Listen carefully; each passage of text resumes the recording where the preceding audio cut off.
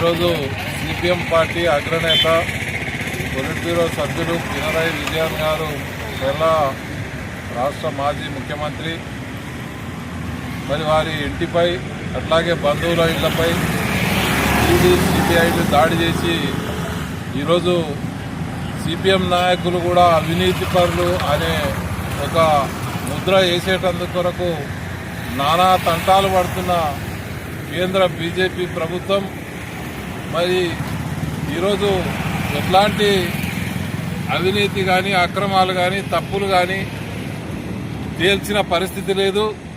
పైగా ఈరోజు అక్కడ ఎన్నుకోబడ్డ కాంగ్రెస్ ప్రభుత్వం కూడా ఈరోజు ఈ దాడులకు కుమ్మక్కైందని చెప్పి వాళ్ళు రెండు పార్టీలు కుమ్మక్కై మేమంతా మా నాయకులంతా మా పార్టీలంతా అవినీతి అనే బురద గుంటలో ఉన్నాము, మరి సిపిఎంకు కూడా బురద చల్లాలి అనే ఉద్దేశంతో ఈరోజు మరి సిపిఎం పార్టీ ముఖ్య నాయకుడు పినరయి విజయన్ గారి మీద ఈ సిబిఐ ఈడీ దాడులు జరిపే ప్రయత్నం చేస్తూ ఉన్నారు.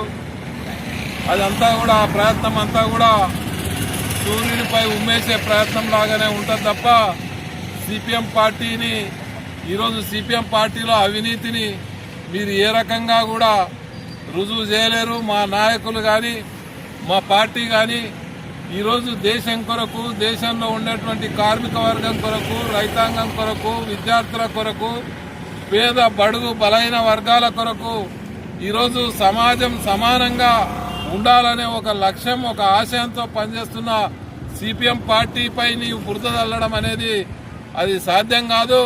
ప్రజల్ని నమ్మించలేవు. అంతర్జాతీయంగానే అత్యంత నిజాయితీ పార్టీ ప్రపంచంలో సిపిఎం పార్టీ అని చెప్పి ఐక్యరాజ్య సమితి కూడా గుర్తించిన పరిస్థితి ఉంది. ఈరోజు సిపిఎం పార్టీ అనేక సందర్భాల్లో తన అవకాశం ఉన్న